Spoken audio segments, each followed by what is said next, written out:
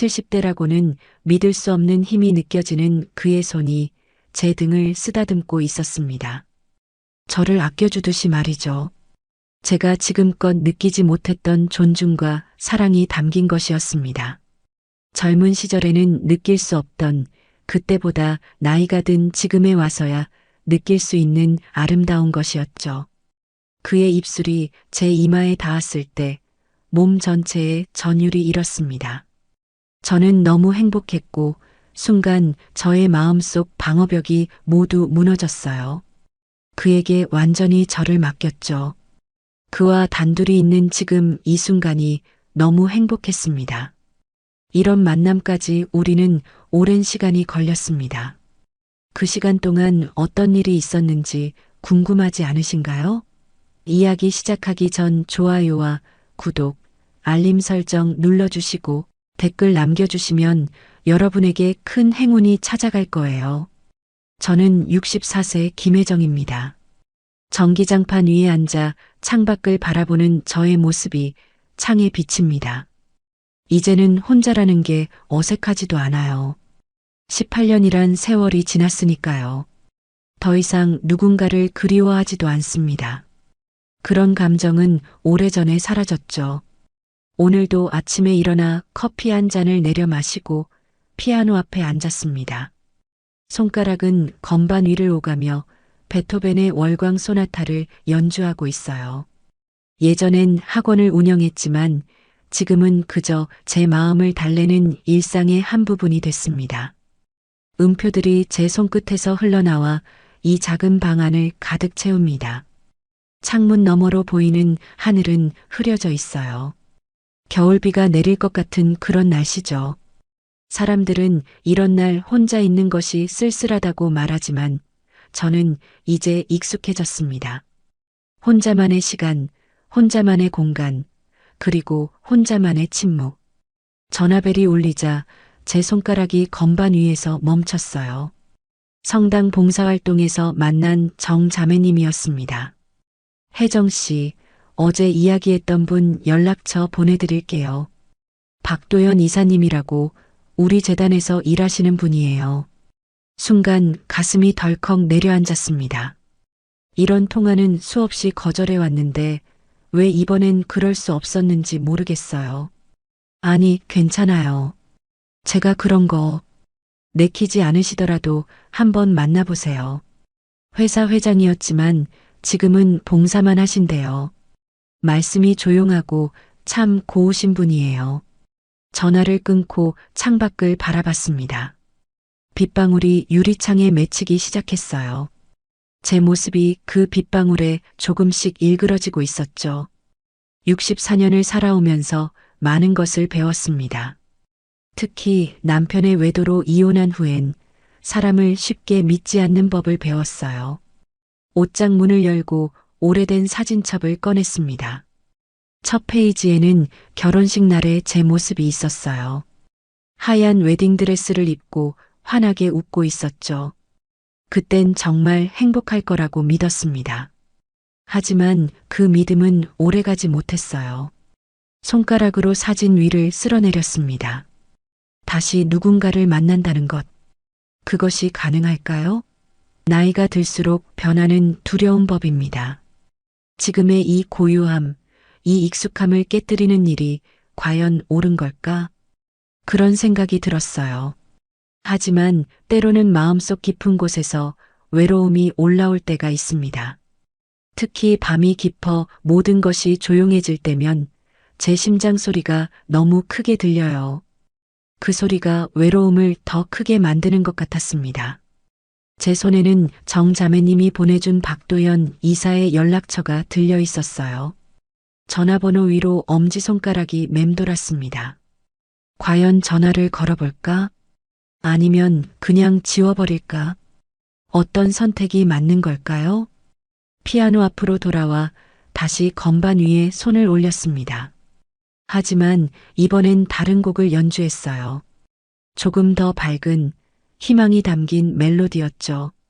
어쩌면 이번엔 달라질지도 모른다는 작은 희망을 품으며 전화기를 집어들었습니다. 용기를 내어 전화를 걸었고 며칠 후 복지재단 식당에서 만나기로 했습니다. 화려한 레스토랑에서의 만남을 상상했던 제가 부끄러울 정도로 박도연 이사는 소박한 재단 식당을 약속 장소로 정했어요. 왠지 긴장이 풀리는 느낌이었죠. 식당에 들어서자 사람들이 줄을 서 있었습니다.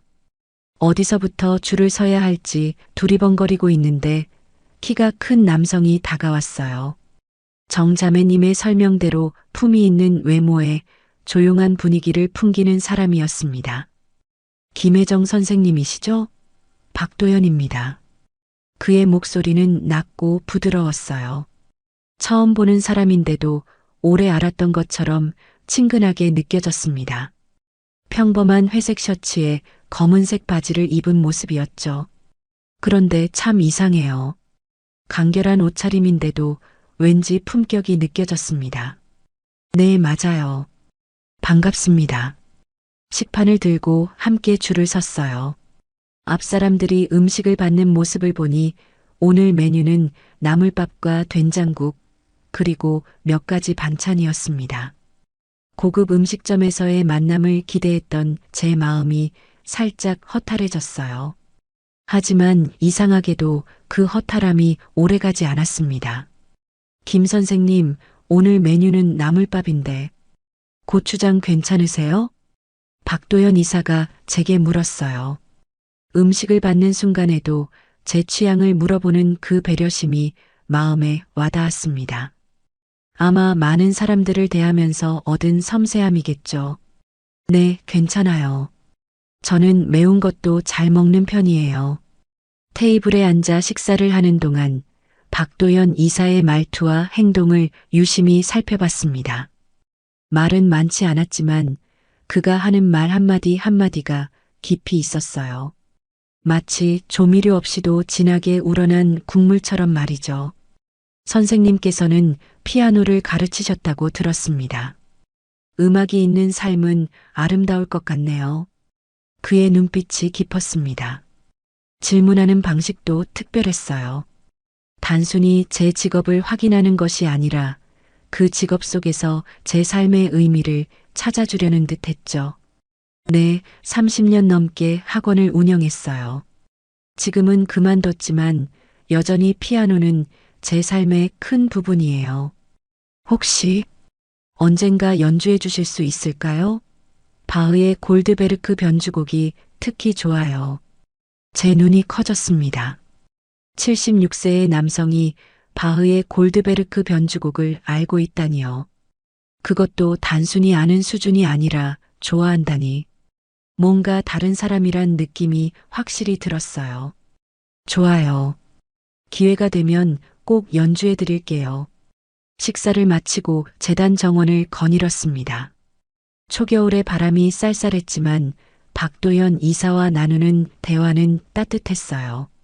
그는 재단에서 하는 일, 사별한 아내와의 추억, 그리고 지금의 소소한 일상에 대해 이야기했습니다. 버스 정류장까지 배웅해주는 그의 모습을 보며 이상한 감정이 일었어요. 그건 설렘이었을까요? 아니면 그저 오랜만에 누군가와 나눈 대화의 여운일까요? 확실한 건 집으로 돌아오는 내내 그의 깊은 눈빛과 부드러운 목소리가 제 마음속에 맴돌았다는 거예요. 그리고 이상하게도 다음 만남이 기다려졌습니다. 첫 만남 이후로 박도연 이사와 3번 더 만났습니다. 두 번째는 미술관에서, 세 번째는 공원에서, 그리고 네 번째는 그의 제안으로 작은 음악회에 갔어요. 매번 만날 때마다 그의 새로운 면을 발견했죠. 특히 음악회에서 그가 슈베르트의 겨울 나그네를 들으며 눈을 감고 깊이 빠져드는 모습이 인상적이었어요.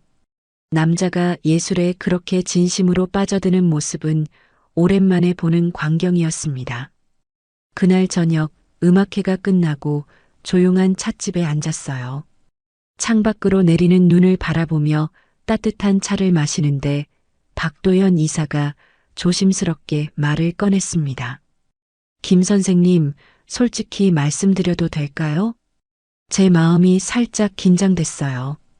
보통 이런 시작은 좋지 않은 이야기로 이어지는 경우가 많았거든요. 네, 말씀하세요. 박도연 이사는 차를 한 모금 마시고 말을 이었습니다. 제가 이 나이에 선생님을 만나게 될 줄은 몰랐어요. 10년 동안 혼자 살면서 익숙해졌거든요. 혼자는 편하지만 함께라면 더 따뜻할 수 있을 것 같아서요. 그의 솔직한 고백에 가슴이 뭉클해졌습니다. 떨리는 손으로 차를 들어 한 모금 마시면서 생각했어요.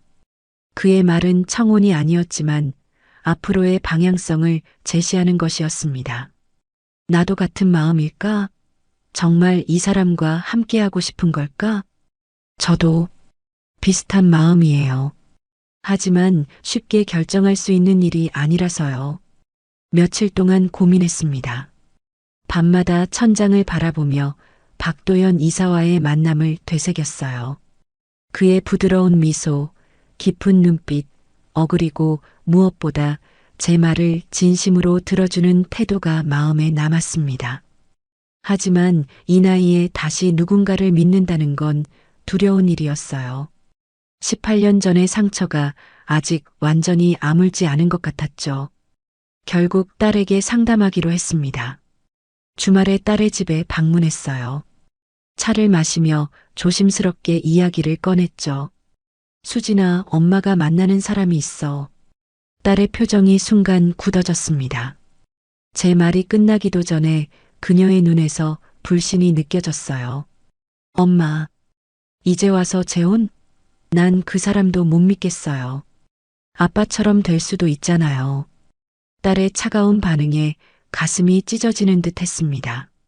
하지만 이해했어요. 그녀도 아버지의 외도로 상처받은 사람 중 하나였으니까요. 수진아, 엄마 이해해. 하지만 이번엔 내 인생을 위해 살고 싶어. 딸은 아무 말도 하지 않고 찻잔만 만지작거렸어요. 침묵이 우리 사이를 가득 채웠습니다. 그 순간 깨달았어요. 제가 누구의 허락을 기다리고 있는 걸까? 64년을 살아오면서 항상 누군가를 위해 살았던 것 같아요. 부모님을 위해, 남편을 위해, 자식을 위해. 하지만 이제는 제 자신을 위해 선택할 시간인 것 같았습니다. 그날 밤 박도연 이사에게 전화를 걸었어요. 떨리는 목소리로 말했죠. 박 이사님, 저 함께하고 싶어요. 조금 두렵지만 시작해 볼까요? 관계가 진전되면서 저는 박도연 이사의 직장인 복지재단에 자주 방문하게 됐어요. 어떤 날은 함께 점심을 먹기도 하고 또 어떤 날은 제가 그의 사무실에서 기다리기도 했죠. 그곳에서 많은 직원들이 저를 보게 됐고 자연스럽게 저에 대한 소문이 돌았을 거예요. 어느 날 재단 화장실에서 우연히 들은 이야기가 제 마음을 흔들었습니다. 젊은 여직원 2명이 세면대 앞에서 이야기를 나누고 있었죠. 저는 칸막이 안에 있었고 그들은 제가 있는 줄 모르고 대화를 이어갔어요.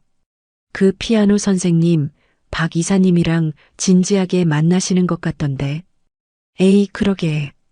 근데 그분 박 회장님 과거 모르는 거 아닐까? 뭐?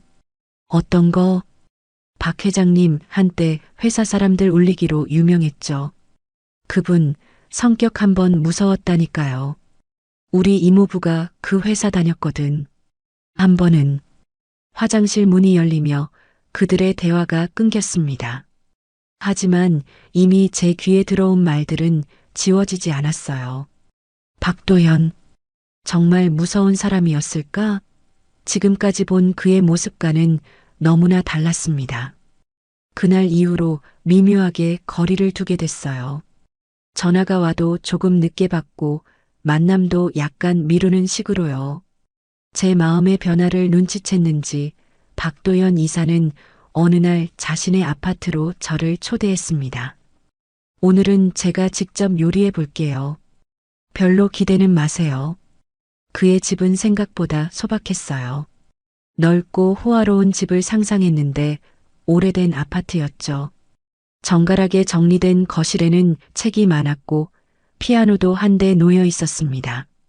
벽에는 몇 장의 사진이 걸려 있었어요. 요리를 하는 동안 거실을 천천히 살펴봤습니다. 사진 속에는 젊은 시절의 박도현과 아름다운 여성, 그리고 어린 소녀가 웃고 있었어요. 가족 사진이 분명했습니다. 식사 준비됐습니다. 함께 식사를 하며 조심스럽게 물었어요. 사진 속 분들이 가족이신가요? 그의 표정이 순간 어두워졌습니다. 하지만 이내 담담한 목소리로 대답했죠. 네, 아내와 딸입니다. 둘 다 이제 이 세상 사람이 아니에요. 밥을 먹던 제 손이 멈췄습니다. 그는 천천히 이야기를 이어갔어요. 딸아이는 21살 때 교통사고로 먼저 갔습니다. 아내는 그 슬픔을 이기지 못하고 3년 후에 병으로 떠났죠. 갑자기 그의 무거운 눈빛이 이해가 됐어요. 항상 느껴지던 그 깊은 슬픔의 그림자가 어디서 온 것인지 알게 된 순간이었습니다. 회사에서는 제가 무서운 사람이었다고들 하죠? 그 말에 놀라 고개를 들었어요. 제 마음을 꿰뚫어 본 것 같았습니다. 아니요. 그런 말 들은 적 없어요. 괜찮아요. 사실입니다. 딸을 잃고 나서 제 성격이 많이 바뀌었어요. 이전엔 회사와 성공밖에 모르던 사람이었죠. 직원들에게 엄격했고 때로는 가혹했을 겁니다. 가족에게도 그랬고요. 창밖을 바라보는 그의 눈에 눈물이 맺혔어요. 그때 처음으로 박도연이라는 사람의 진짜 모습을 보게 된 것 같았습니다. 강한 겉모습 속에 숨겨진 아픔과 후회를 가진 사람. 그리고 그 아픔을 통해 변화한 사람. 박도연 이사의 과거 이야기를 들은 후 저희 관계는 더욱 깊어졌어요. 그의 상처와 아픔을 알게 되니 왠지 더 가까워진 느낌이었죠. 서로의 아픔을 공유하는 것만큼 사람을 가깝게 만드는 건 없는 것 같아요. 저도 제 지난 결혼 생활과 이혼 과정의 상처를 솔직하게 털어놓았습니다. 어느 날 저녁 한강변을 걷던 중 박도연 이사가 불쑥 말했어요. 혜정 씨, 저랑 같이 살아볼래요? 갑작스러운 제안에 걸음을 멈췄습니다. 그는 제 눈을 똑바로 바라봤어요. 큰 결혼식은 필요 없을 것 같아요. 우리 나이에 그저 조용히 함께 살며 서로의 남은 시간을 채워주는 게 어떨까 싶어서요. 잠시 생각에 잠겼어요. 결혼식 없이 그냥 동거라니. 옛날 같았으면 상상도 못했을 일이죠. 하지만 이 나이에 허례허식보다는 진정한 동반자를 찾는 게 더 중요하게 느껴졌습니다. 그래요. 함께 살아보죠. 그렇게 저는 제 작은 집을 정리하고 박도연의 아파트로 짐을 옮겼어요. 딸은 여전히 반대했지만 더 이상 제 결정을 막지는 않았죠. 그저 엄마가 행복했으면 좋겠다는 말만 남겼습니다. 그 말에서 딸의 걱정과 사랑을 느낄 수 있었어요. 함께 사는 첫날 아침, 눈을 떴을 때 낯선 천장이 보였습니다. 잠시 혼란스러웠지만 이내 어제의 기억이 떠올랐어요. 침대에서 일어나 거실로 나가니 박도연 이사가 무언가를 준비하고 있었습니다. 일어나셨군요. 잘 주무셨어요? 그는 따뜻한 물 한 잔을 내밀었어요. 레몬 조각이 떠 있는 물이었습니다. 그 손길에서 특별한 따뜻함이 느껴졌어요. 아침에 일어나면 따뜻한 물 한 잔이 좋다고 들었어요. 건강에도 좋다고 하고 말을 많이 하는 스타일은 아니었지만 그의 작은 행동 하나하나에서 배려가 느껴졌습니다. 그날 이후로 매일 아침 제가 눈을 뜨면 박도연 이사가 내미는 따뜻한 물 한 잔으로 하루를 시작하게 됐어요. 일주일이 지나고 한 달이 지나면서 저는 이런 소소한 일상의 행복에 점점 젖어들었습니다. 그의 손길에는 언제나 따뜻함이 담겨 있었어요. 냉장고에 제가 좋아하는 과일을 채워두는 손길, 비 올 때 우산을 들고 마중 나오는 손길, 제가 피아노를 연주할 때 조용히 어깨를 토닥이는 손길. 어느 날 저녁 함께 TV를 보고 있을 때 문득 물었어요. 도연 씨는 말이 정말 적은 것 같아요. 혹시 제가 답답한가요? 그는 잠시 생각하더니 제 손을 부드럽게 잡았습니다. 내 말보다 먼저 가는 건 손입니다. 이제는 그 손으로 당신만 챙기고 싶습니다. 그 말에 가슴이 뭉클해졌어요. 젊은 시절에는 화려한 말과 낭만적인 고백에 설레곤 했었는데 이제는 이런 소박하고 진실된 손길 하나에 마음이 흔들리는 제 모습이 신기했습니다. 침대에 누워 생각했어요. 젊을 땐 말에 끌렸는데 지금은 손 하나에 흔들리는 나를 봅니다. 이게 나이 들매 지혜일까요? 아니면 진짜 사랑을 알아보게 된 걸까요? 어쩌면 둘 다일지도 모르겠네요. 함께 살기 시작한 지 한 달쯤 지났을 때 박도연 이사가 짧은 여행을 제안했어요. 강원도 바닷가에 있는 조용한 펜션이라고 했죠. 설레는 마음으로 짐을 챙겼습니다. 그동안 함께 살면서도 우리는 서로에게 조심스러웠거든요. 마치 서로의 공간과 시간을 존중하려는 듯이요. 바다가 보이는 단층 펜션에 도착했을 때 이미 해가 저물고 있었어요. 창밖으로 보이는 어두운 바다와 달빛이 만드는 은색 물결이 아름다웠습니다. 펜션은 아담했지만 정갈했어요. 침실 하나와 거실, 그리고 작은 주방이 전부였죠. 짐을 풀고 간단히 저녁을 먹은 후 침실로 들어갔습니다. 침대에 나란히 앉아 있는데 묘한 긴장감이 감돌았어요. 작은 스탠드 조명만 켜져 있어서 방 안은 은은했습니다. 서로 말없이 각자의 생각에 잠겨 있었죠. 창밖의 바다를 바라보며 생각했어요. 이 나이에 다시 누군가와 첫날 밤을 보낸다는 것이 얼마나 낯설고 어색한지, 젊은 시절의 정열적인 밤과는 다를 거라는 걸 알면서도 여전히 심장은 빠르게 뛰고 있었습니다. 박도연 이사가 천천히 제 옆으로 자리를 옮겼어요. 그리고는 아무 말 없이 제 손을 감쌌습니다. 그의 손은 크고 단단했어요. 무엇보다 놀라울 만큼 따뜻했죠. 그 온기가 제 차가운 손을 감싸면서 몸 전체로 퍼져나가는 듯 했습니다. 괜찮으세요? 그의 나직한 목소리에 고개를 끄덕였어요. 말보다는 눈빛으로 대화하는 시간이었습니다. 그는 천천히 저를 바라보며 미소 지었어요. 그리고 조심스럽게 제 어깨를 감싸 안았습니다. 그 품 안에 안기니 이상하게도 안전하다는 느낌이 들었어요. 64년 인생에서 이런 느낌은 처음이었습니다. 그가 부드럽게 저를 눕혔어요. 제 숨소리가 점점 가빠졌고 얼굴이 화끈거렸습니다. 거울이 있었다면 분명 붉게 달아오른 제 얼굴이 보였을 거예요. 박도연의 상체가 점점 가까워지더니 이내 우리의 이마가 맞닿았습니다. 이 손, 회장일 땐 사람을 쥐고 있었지만 오늘은 단 한 사람만 품고 싶었습니다.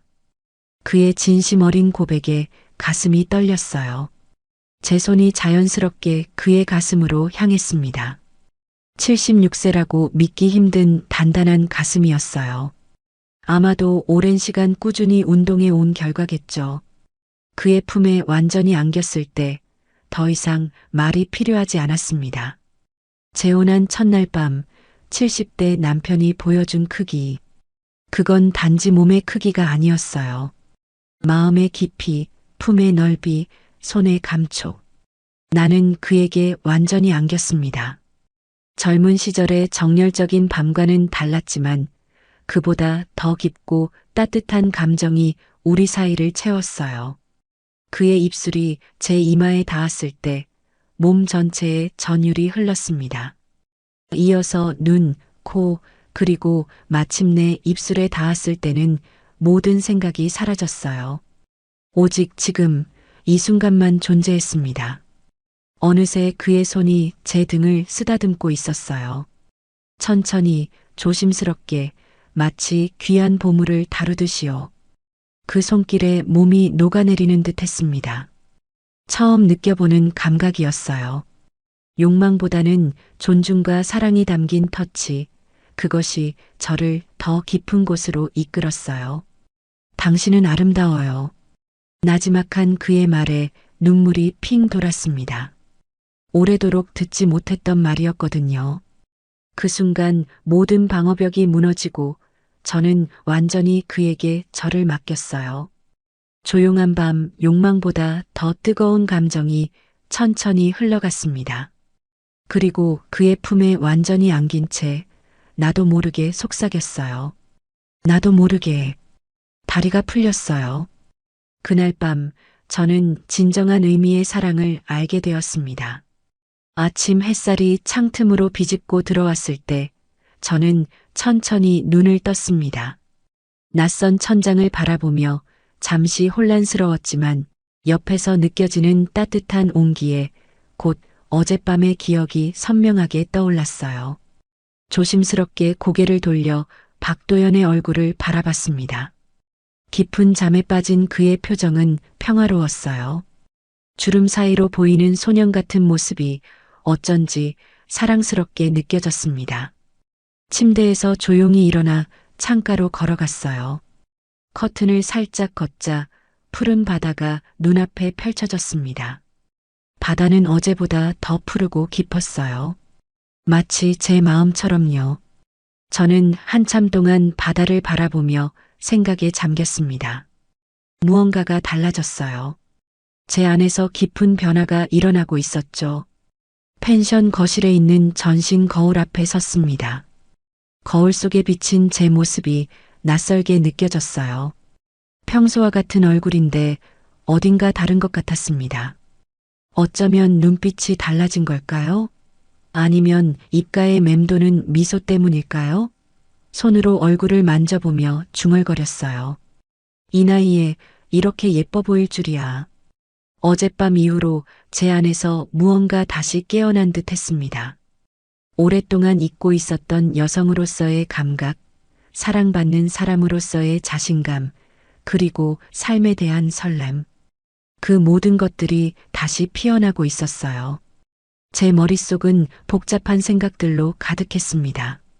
64년이라는 긴 시간 동안 사회가 만든 틀에 갇혀 살았던 것 같아요. 이 나이에는 이렇게 행동해야 한다. 여자는 이런 모습이어야 한다와 같은 규칙들. 그런데 어젯밤 박도연의 품 안에서 저는 그 모든 규칙을 잊었어요. 그저 한 사람으로서, 한 여자로서 존재했을 뿐이죠. 창문으로 들어오는 햇살을 맞으며 깊게 숨을 들이쉬었습니다. 공기도 달라진 것 같았어요. 더 신선하고 더 생동감 있게 느껴졌죠. 마치 세상의 모든 색깔이 더 선명해진 것처럼요. 따뜻한 손길이 제 허리를 감쌌을 때 놀라지 않았어요. 그의 손길이 이제는 낯설지 않았거든요. 박도연이 뒤에서 다가와 저를 부드럽게 안았습니다. 그의 체온이 제 등을 통해 전해져 왔어요. 잘 주무셨어요? 그의 나지막한 목소리에 고개를 끄덕였습니다. 거울 속에 비친 우리의 모습이 참 자연스러워 보였어요. 마치 오랫동안 함께했던 사람들처럼요. 어젯밤 나도 많이 떨렸습니다. 그의 고백에 미소 지었어요. 그토록 품이 있고 든든해 보이는 사람도 떨린다는 사실이 왠지 위로가 되었습니다. 당신 때문에 내 시간들이 살아났어요. 그 말에 가슴이 떨렸어요. 시간이 살아난다는 표현이 정확했습니다. 저도 같은 느낌이었거든요. 마치 멈춰있던 시계가 다시 돌아가기 시작한 것처럼 제 인생의 시간도 다시 흐르기 시작했으니까요. 나도 그래요. 당신 덕분에 제가 달라진 것 같아요. 거울 속에 비친 그의 눈빛이 깊었습니다. 그 눈빛 속에서 저는 제 모습을 발견했어요. 그가 바라보는 저는 아름다웠고 가치 있는 사람이었죠. 함께 아침 식사를 준비하면서 우리는 많은 이야기를 나눴습니다. 어젯밤의 일을 직접적으로 언급하지는 않았지만 우리 사이에 흐르는 공기는 한결 가벼워졌어요. 마치 마지막 남은 벽이 무너진 것처럼요. 바다가 보이는 테라스에서 커피를 마시며 생각했습니다. 사랑은 나이를 가리지 않나 봐요. 64세와 76세. 숫자로만 보면 늦은 시작일 수 있지만 마음으로 보면 이제 막 시작된 새로운 여정이었습니다. 강원도에서의 여행을 마치고 서울로 돌아온 뒤 저희 생활은 더욱 단단해졌습니다. 이제는 진정한 의미의 동반자가 되었다고 할까요? 함께 아침 식사를 하고, 함께 장을 보고, 함께 TV를 보며 웃고, 이런 소소한 일상이 얼마나 행복한지 새삼 깨닫게 됐어요. 어느 날 박도연이 제안을 했습니다. 혜정 씨, 복지관에서 음악 봉사활동을 같이 해보는 건 어떨까요? 어르신들께 피아노 연주를 들려드리면 좋아하실 것 같아요. 그렇게 우리는 매주 수요일마다 복지관에 나가기 시작했습니다. 제가 피아노 반주를 하면 박도연은 어르신들께 다과를 나르며 말벗이 되어드렸어요. 피아노 학원을 운영했던 제 경험과 그의 봉사 경험이 만나 시너지를 내는 순간이었죠. 처음에는 몇몇 어르신들만 참여하셨지만 점점 소문이 나면서 작은 음악회처럼 변해갔어요. 제가 연주하는 곡을 따라 부르시는 어르신들의 표정에서 젊은 시절의 추억이 묻어나는 것을 볼 수 있었습니다. 그런 모습을 보며 저도 행복해졌어요. 박도연은 그 모든 과정을 조용히 지켜보았습니다. 그의 눈빛에서 자부심과 따뜻함이 느껴졌어요. 가끔 우리 눈이 마주치면 말없는 대화가 오갔죠.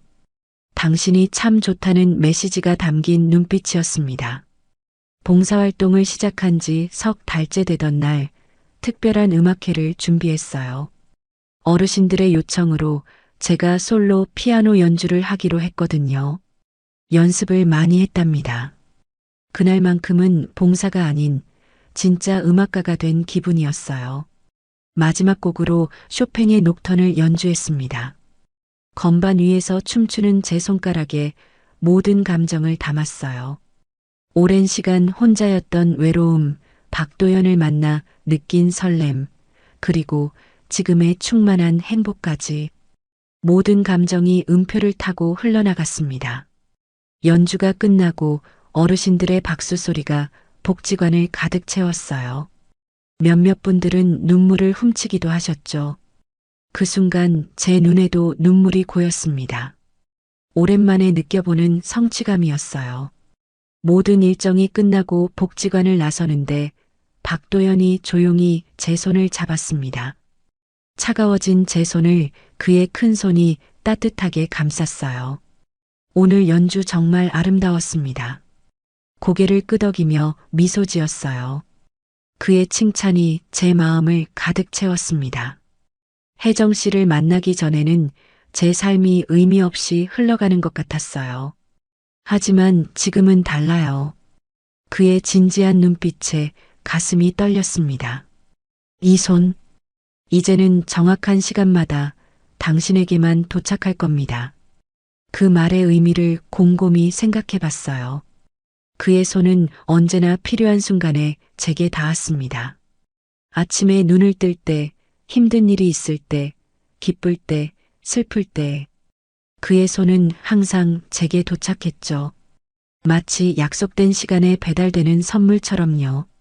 그날 밤 침대에 누워 지난 시간을 되돌아봤습니다. 인생의 후반부에 찾아온 이 뜻밖의 행복이 얼마나 감사한지 생각했어요. 처음에는 두려움과 의심으로 시작했지만 이제는 온전한 신뢰와 사랑으로 채워진 관계가 되었습니다. 젊은 시절의 사랑은 화려하고 강렬했습니다. 폭풍같이 밀려왔다가 쉽게 사라지기도 했죠. 하지만 지금의 사랑은 다릅니다. 천천히, 조용히, 그러나 더욱 깊게 내 삶에 스며들었어요. 마치 오랜 시간 우려낸 차의 향기처럼 그의 사랑은 제 영혼 깊숙이 베어들었습니다. 나이가 들수록 시간이 더 빨리 흐른다고들 하지만 박도영과 함께하는 지금 저는 매 순간을 더 깊이 느끼며 살고 있어요. 그의 손을 잡은 채 남은 인생을 천천히 그러나 충만하게 걸어갈 생각입니다.